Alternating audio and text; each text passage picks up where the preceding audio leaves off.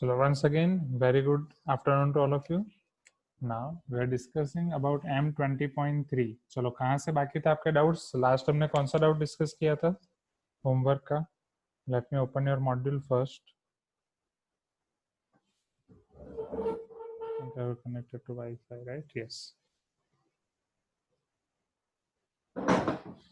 Now.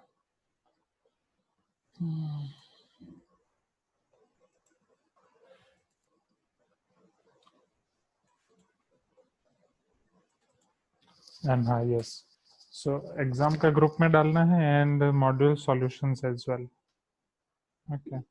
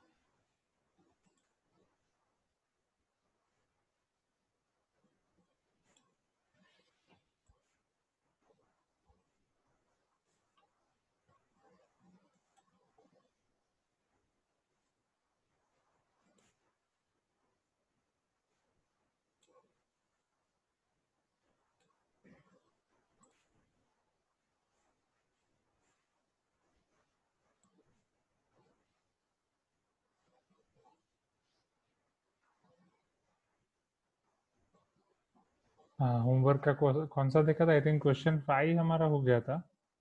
Question 6 भी आपका देख लिया था. ठीक है, ये सब होमवर्क के है ना? यस. सो होमवर्क के क्वेश्चन 6 तक हमने देख लिया था, इजंट इट? क्वेश्चन 6 था आपका y equal to log x whole to the power cos x. Question 6 के बाद बाकी है. Okay. Okay. So after question 6 आपको कौन से क्वेश्चन में डाउट थे? तो आई थिंक वो है 8, 15 एंड 16. 8, 12, 15, 16. ओके. उसके अलावा और कोई हो तो बताना. Okay. So let us start question number 8 first. ठीक है, 8, 12, 15, 16. Now in this question number 8, that telling that question 8 भी हो गया था. Find the value of dy by dx for y equal to tan inverse root 1 plus x by 1 minus x. ठीक है, 8 भी हो गया था. 8 के बाद आपको डाउट है 10 में. नहीं, 10 में नहीं है. 12, 15 एंड 16. ओके, 10 हो गया है ना सबका? Okay. So let us see 12, 15 and 16. So सबसे पहले आपका क्वेश्चन नंबर 12. इसके बीच में आपको डाउट हो तो बताना. So in question number 12, they have given to you x is equal to a cos t plus t sin t. So x is equal to a cos t plus t sin t.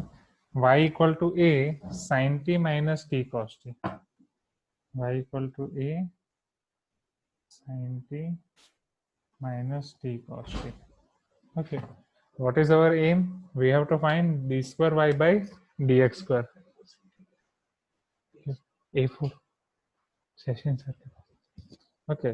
Now we have to find d square y by dx square.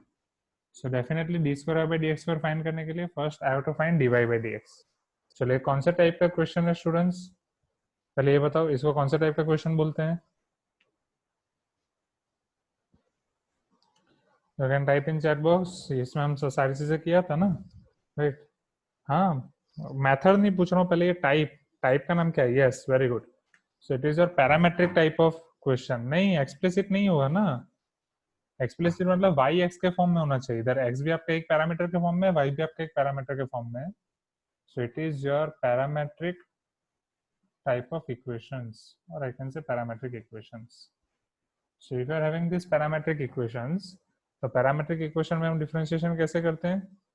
Okay, if I have to find dy by dx, तो I will find dy by dt separately, dx by dt separately, और उनको मैं division करूंगा तो मुझे dy by dx मिलेगा. Okay, चलो how I can find dy by dt first. So y equal to a sin t minus t cos t. So therefore dy by dt is equal to, चलो अगर मैं यहाँ पे dy by dt करूँगा तो a, what is the differentiation of sin? Cos. Minus यहाँ पे u into V rule, कौन लिखाएगा ये u into V rule? Anyone?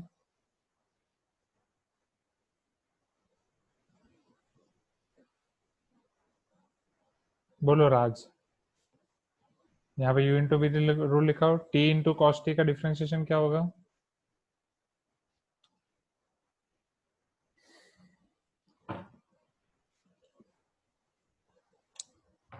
ठीक है, t कांस्टेंट, cos t का differentiation minus sine t plus cos t constant, t का differentiation 1।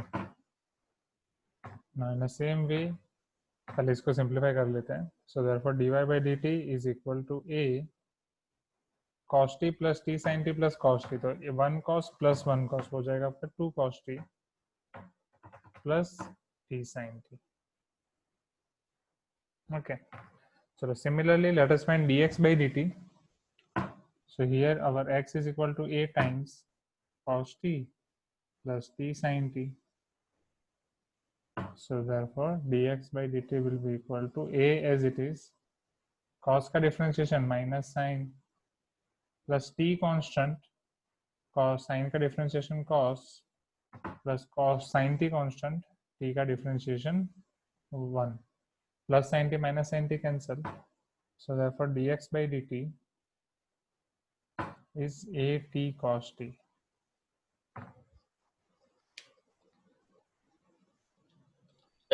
हाँ, यहाँ पे भी जीरो होगा। हाँ हाँ ओके, क्योंकि ये माइनस वाला इधर आएगा। ओके, यहाँ पे बाहर माइनस है और वो ब्रैकेट यहाँ पे क्लोज होगा, मैंने इधर क्लोज कर दिया। सो ये आपका माइनस टी साइन टी है, minus minus plus T sine T हो जाएगा, एंड माइनस कॉस टी, तो 2 cos T minus cos T 0। Okay, ये आपका आएगा ए टी साइन टी। चलो, so now we are having dy by dt, dx by dt. So what will be dy by dx? It will be dy by dt divided by dx by dt. dy by dt a t cos t, dx by dt, sorry, dy by dt is a t sin t, dx by dt a t cos t sin by cos tan t. So therefore dy by dx equal to tan t. अब आपको find करना है D square Y by D x square. चलो, who will tell me? अब यहाँ से D square Y by D x square कैसे करेंगे? सो अगर मुझे D square Y by D x square चाहिए, सो डेफिनेटली यहाँ पे मुझे करना पड़ेगा D by D X of ten T. चलो, तो टी तो एक्स के रिस्पेक्ट में क्या हो जाएगा, कैसे करेंगे? टी कॉन्स्ट, क्या टी कांस्टेंट हो जाएगा एक्स के रिस्पेक्ट में? क्या वो डायरेक्टली 0 लिख देंगे या कुछ और होगा? कुछ और होगा तो क्या होगा? Who will tell me? Raise your hand. आसान है, थोड़ा सोचो।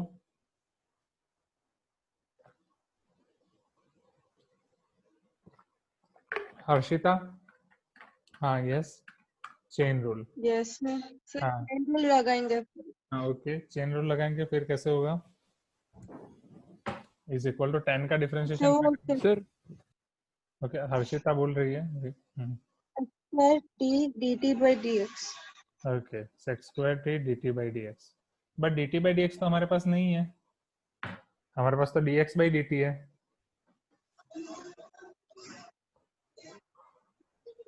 है ना, हमारे पास D X by D T है, तो वहां से D T by D X कैसे लाएंगे? रेसिप्रोकल। ओके, याद रखना students. So for this case हम ऐसा कर सकते हैं, sex square T divide by D X by D T, right? So for time being you can consider this dt और dx आप सेपरेट सेपरेट मान सकते हैं, तो वो dx by dt हो जाएगा। Now dx by dt is your at cos t. So if you put this value over here, so d square y by dx square will be equal to sec square t divided by dx by dt, that is at cos t. Okay.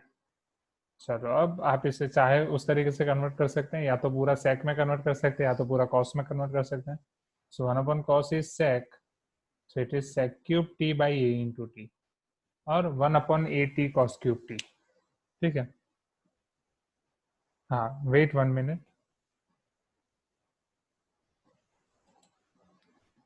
सो यहाँ पे आपको question में it is MCQ wise given, मतलब MCQ wise आपको पूछा गया, हाँ MCQ wise है। तो sec cube T by A T, C option है आपका। ठीक है, चलो अब आपके डाउट्स देखते हैं step by step. So here Manoj is asking that sir can we write dx in terms of dt। तो मनोज dx को dt के टर्म में कैसे लिखेंगे? dx in terms of dt। Sir हाँ यस मनोज।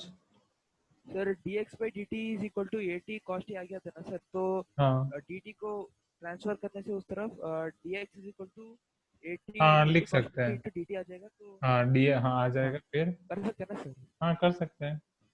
तो उसको इसमें रिप्लेस करने से आ जाएगा ना सर। कहाँ पे रिप्लेस करेंगे? dx कहाँ पे रखेंगे? वो हाँ सर, वो dx के बदले dt into at cos t यहाँ पे कर सकते हैं। हाँ सर। फिर dt dt कैंसिल हो जाएगा। सर नहीं सर, वो वाला नहीं सर, यहाँ dy dx यहाँ of tan t है ना सर। यहाँ नहीं रख हाँ वहाँ सकते, dx। यहाँ नहीं रख सकते। क्यों यहाँ नहीं रख सकते? क्योंकि यहाँ आपका d बाई डी एक्स है। ठीक है, यहाँ रख सकते हैं क्योंकि यहाँ आपका dt बाई डी एक्स है, तो आप इसको सेपरेट मान सकते हो for a time sir being. आपका आवाज सुनाई नहीं दे रहा सर। ठीक है वेट, ये dt बाई डी एक्स है आपका,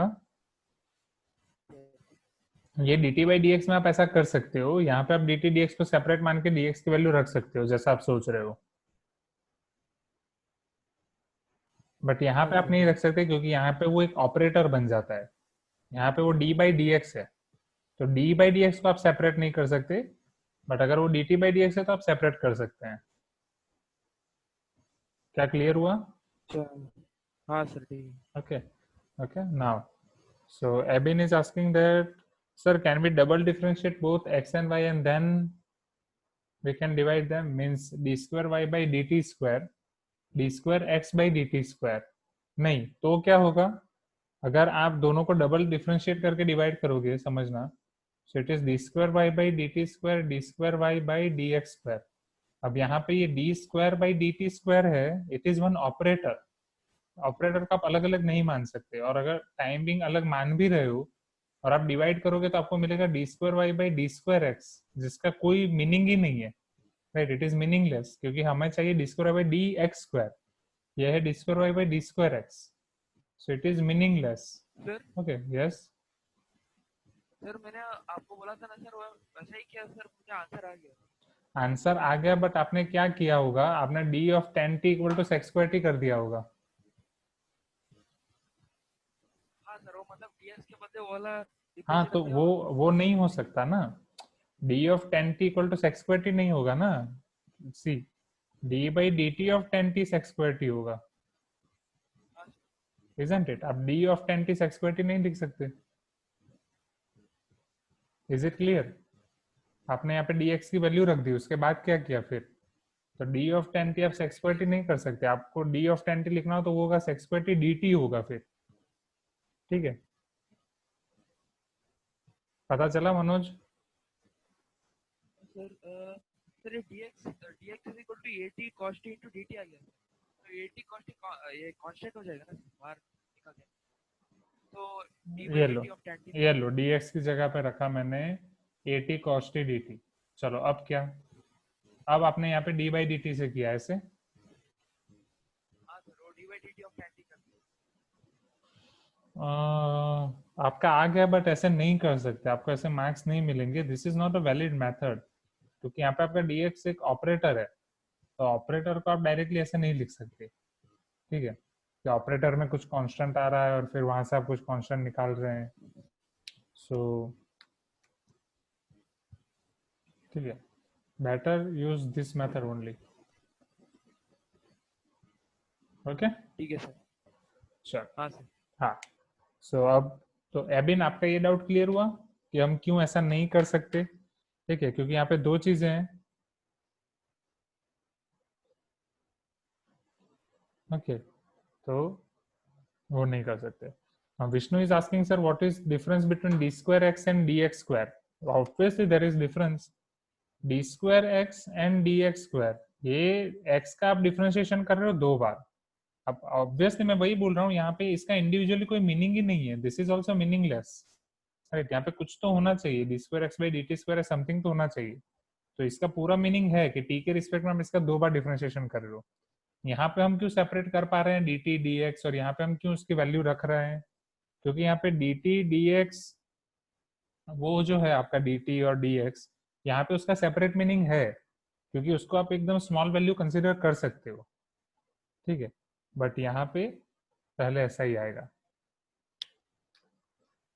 is it clear?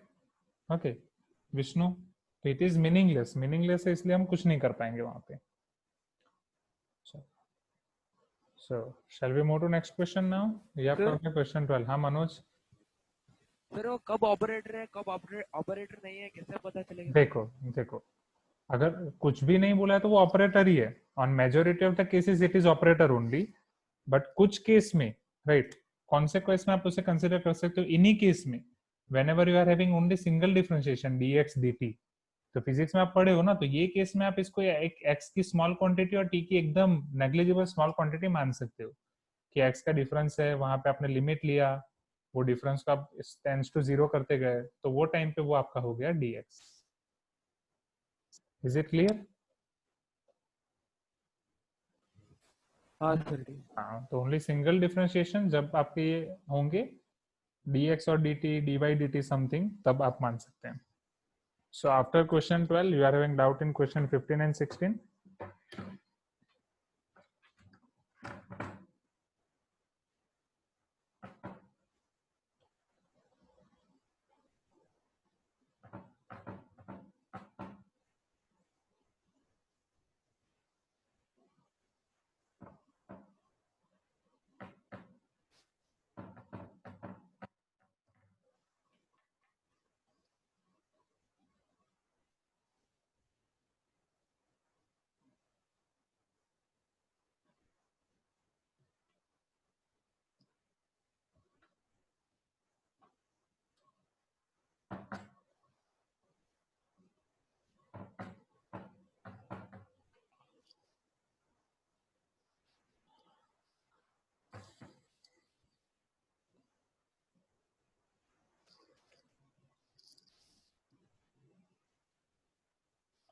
Question 15.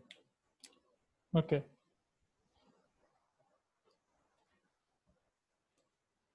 Okay. So see here in question 15, they were given that let f of x and g of x be differentiable functions in open interval a to b. Okay.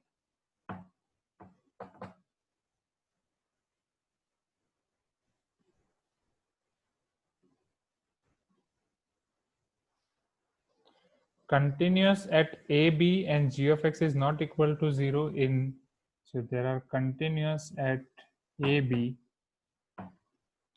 and g of x is not equal to 0 in closed interval a to b, then prove that g of a into f of b minus f of a into g of b divided by g of c f dash c minus f of c g dash c is equal to b minus a g of a g of b by g of c whole square. Okay, so tell me how we can find this. Okay, यहाँ पे इसका मतलब क्या है पहले तो समझो।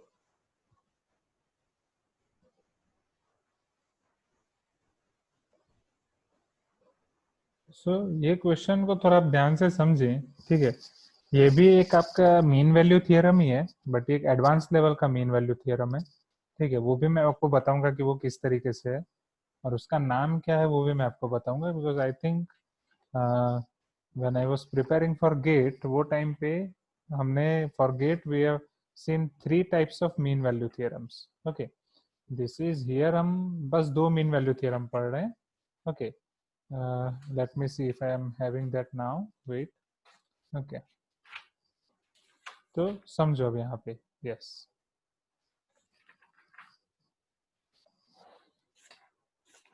हाँ, yes, yes, yes. हाँ. So I think this is your similar to Cauchy's mean value theorem. Exactly, Cauchy का mean value theorem होता है. But we will check either it is this or not. Okay. वो दो function के लिए for f and g, that is f dash c by g dash c is defined for it. और we will see. ये वही है कि अलग है. ठीक है. Now see over here.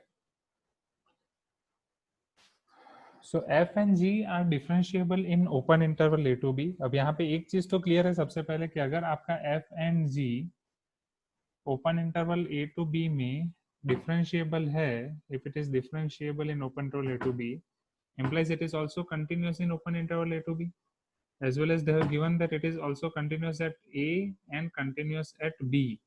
It is continuous at a and it is continuous at b, so implies it is continuous in close interval AB. Implies it is continuous in close interval AB. Okay, so it is continuous in close interval AB as well.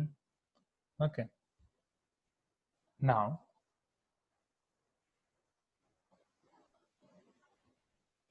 so here आपके वो continuous वाली method हो गई. अब ये हो गया. अब आपको जो प्रूव करना है, अगर आप उसको रीअरेंज करो, उसको समझने की कोशिश करो, आपको जो प्रूव करना है, तो मैं यहाँ पे कुछ रीअरेंज करके लिख रहा हूँ. आप मुझे बताना कि क्या वो सही होगा या गलत. ठीक है. सो ये है आपका F of B minus F of A, यहाँ पे G of A ji of B. So अगर मैं इसको ऐसे लिखूं, F of B by ji of B, right, ताकि हमें जो प्रूव करना है वो पता चले. ये जस्ट रफ वर्क है. So F of B by ji of B minus F of A by ji of A divide by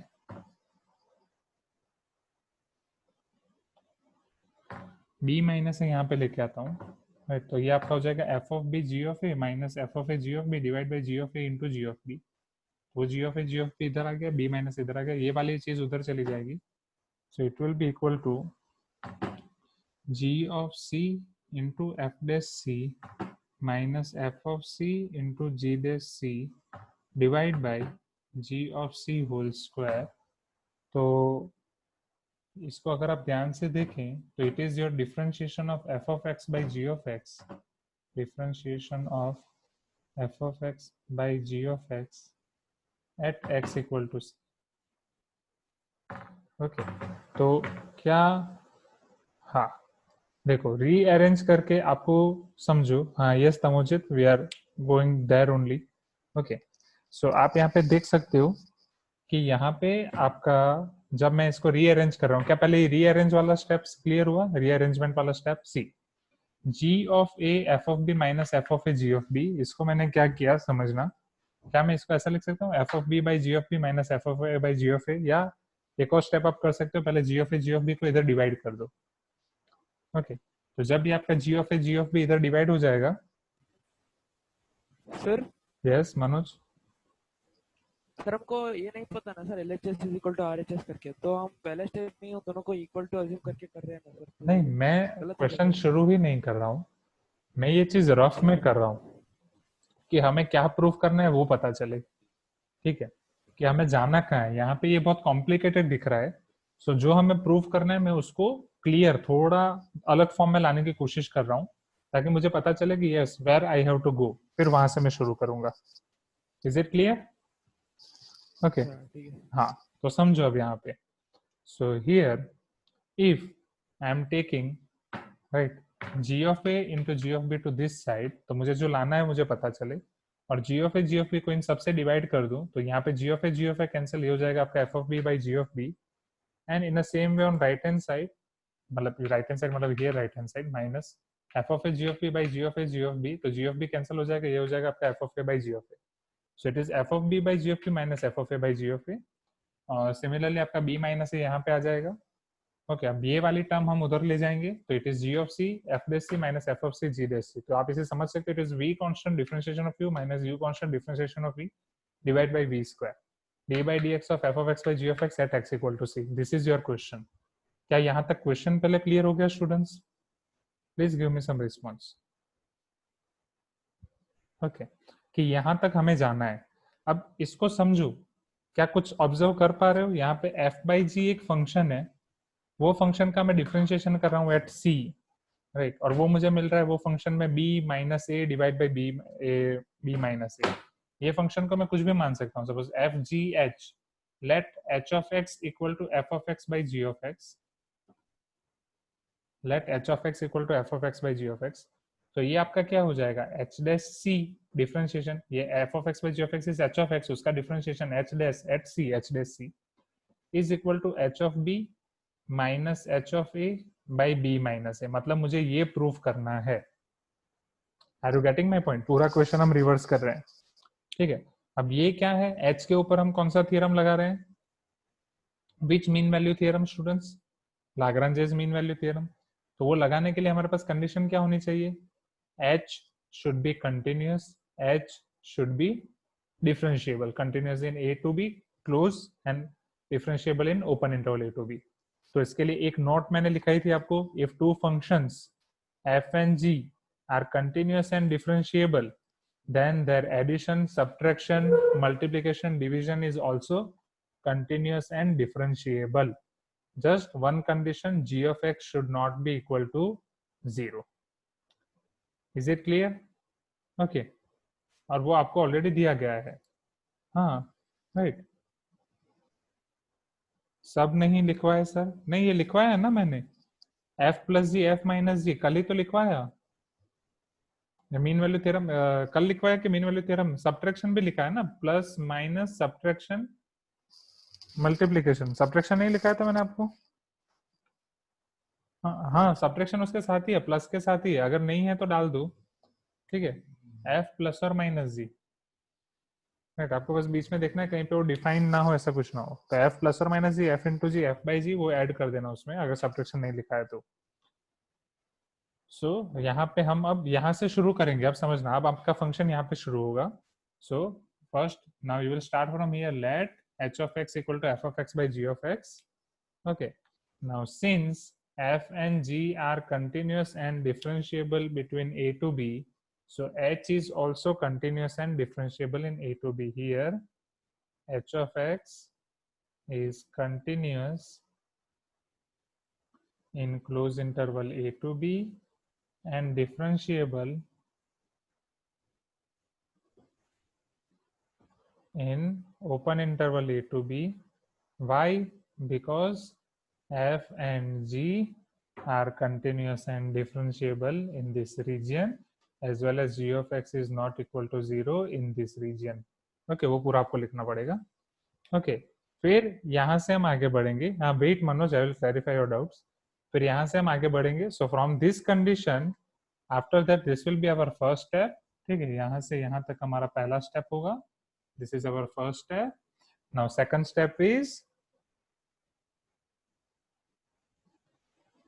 so from Lagrange's mean value theorem we can write this, ठीक है।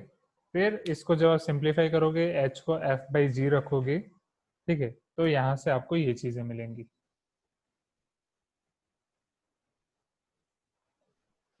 ठीक है। फिर यहाँ से आप ये ला सकते हो और यहाँ से आप ये ला सकते हो और हैंस प्रूव्ड लिख सकते हो।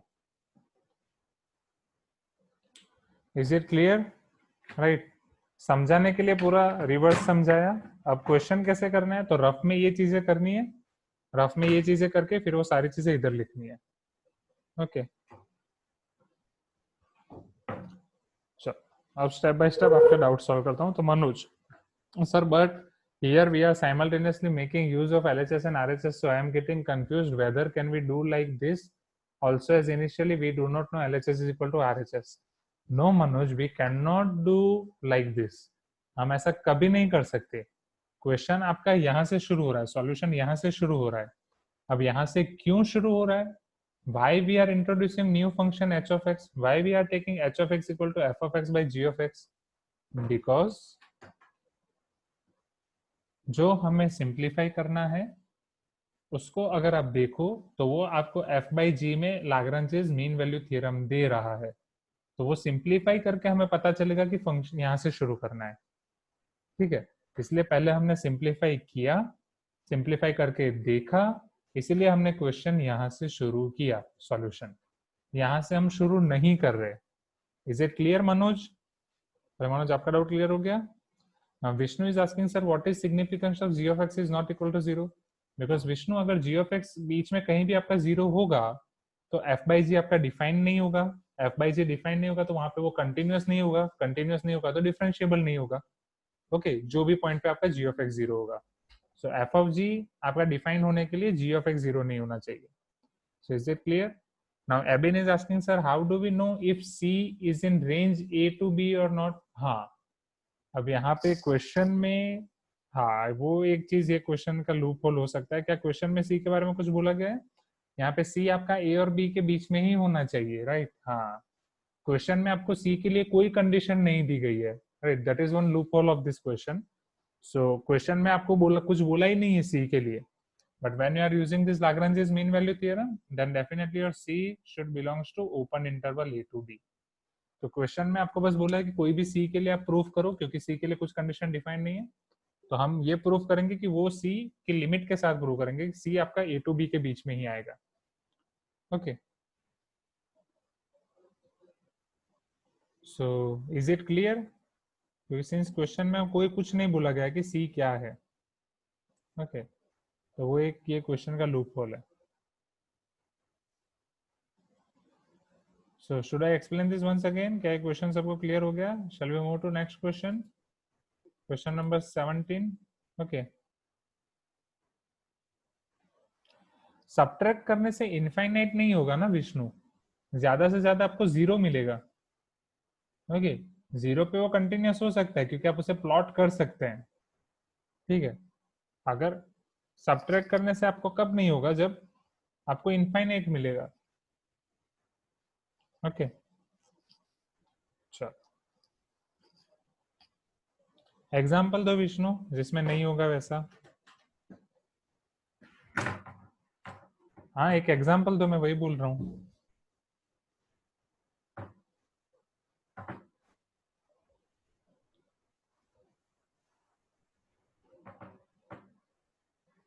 ओके, सोचो घर से कुछ एग्जाम्पल सोचो, ठीक है?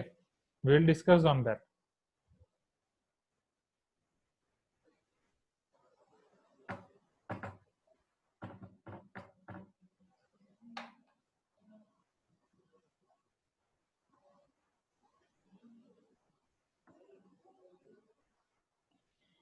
Now, let us see your final doubt. That is question number 16.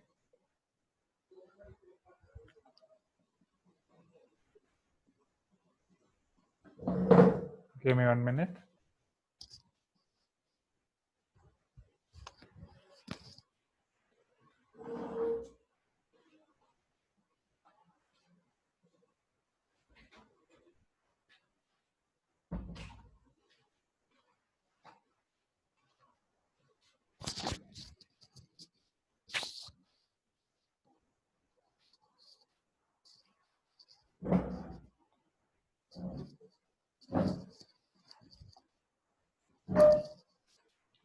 Chalo.